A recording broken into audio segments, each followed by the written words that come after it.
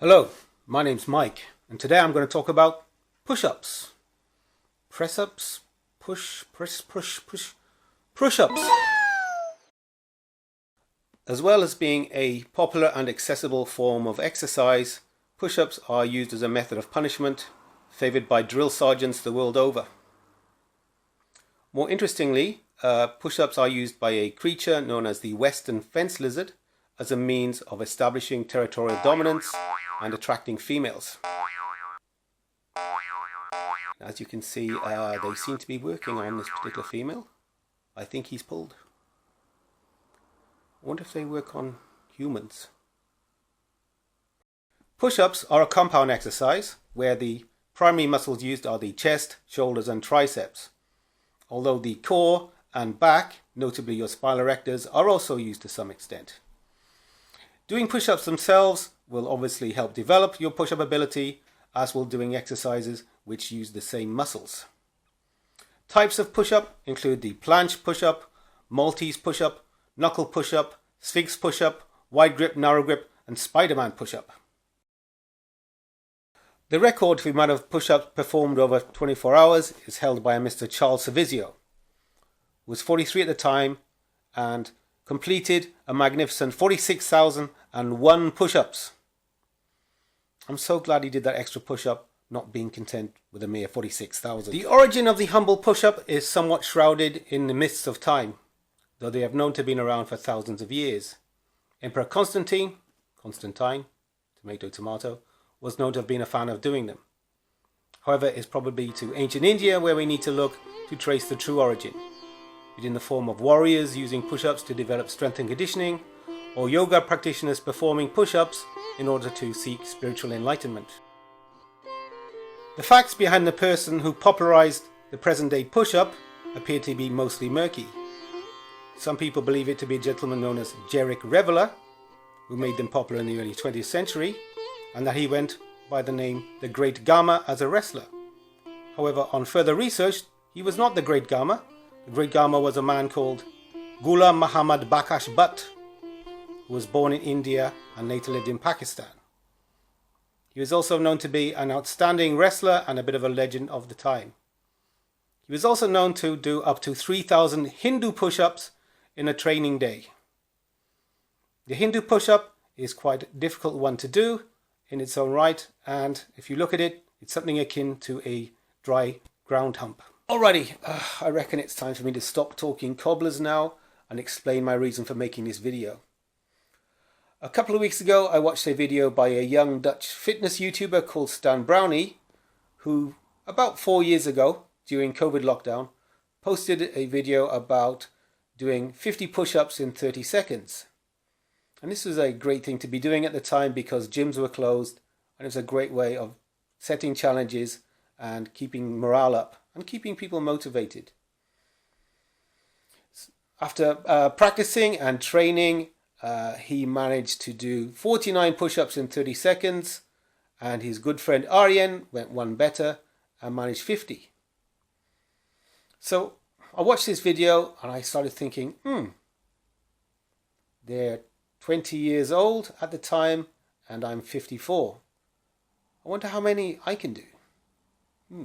Anyway, I started looking into this 30-second challenge a little bit more, and I noticed that Stan had posted more videos on the topic, and other YouTubers and fans of his had posted their own videos where they had done 50, 60 plus. In fact, one German geezer called Sascha Huber did an incredible 65, but he is young and ultra fit. Stan himself kept trying and improving his form and practicing, and I think his maximum best is 62. I could be wrong. And furthermore, veteran fitness YouTuber Greg Doucette posted his own video where he did 56 push-ups at the age of 45, which is impressive. But he does hold world records in powerlifting, so maybe it's not a complete surprise. Right. Maybe it's time for me to start training. All I need to do now is track down a bog roll.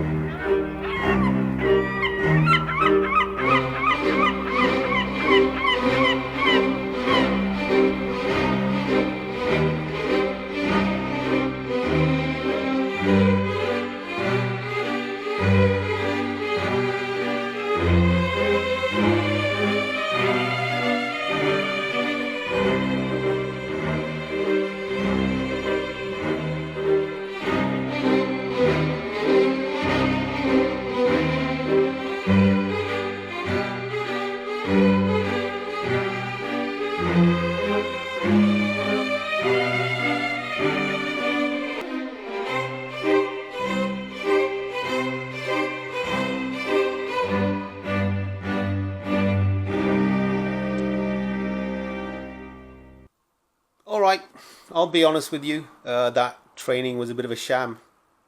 I've probably been ready to attempt this challenge for a couple of years now. 4 years ago when Brownie posted the video, I was something in the region of 38 kilograms heavier than I am now, and I would have struggled to do 10 push-ups. The person that you see in this photo was pre-diabetic, had trouble breathing, COVID was on the way, and he had galloping anxiety. He felt very vulnerable.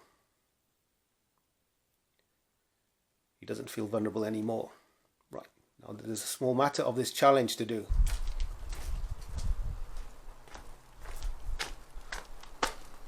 Time to give it a crack. And I'm going to use this because anything worth doing without a loo roll is not really worth doing at all.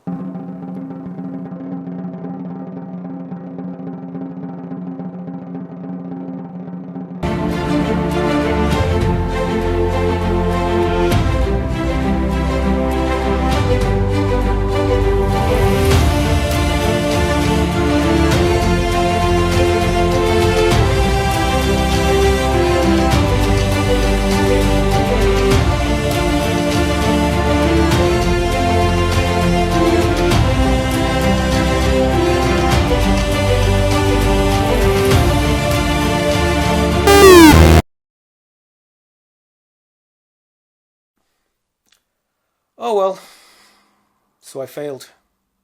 I fell a bit short. It's not the first time. I counted 47, but then should take away 1 for jumping the gun a bit. Not bad. But it's not over yet. I'm going to keep trying. When I first started this project, I found I could do 50 quite easily.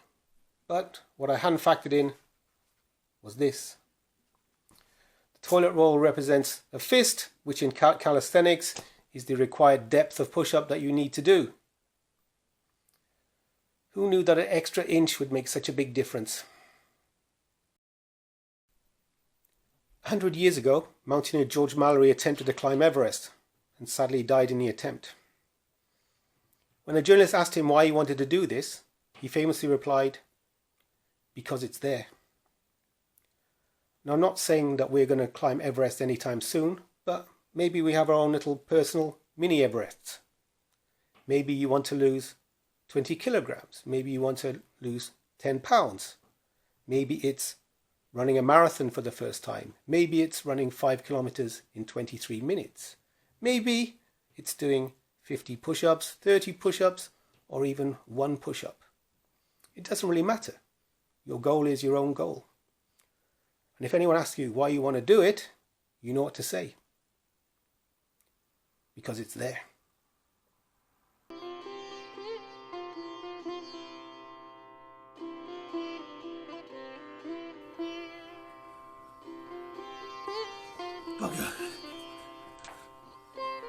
Okay, so doing a bit of research, one of the terms that the American military use, or used to use, for a push-up is the word merkin.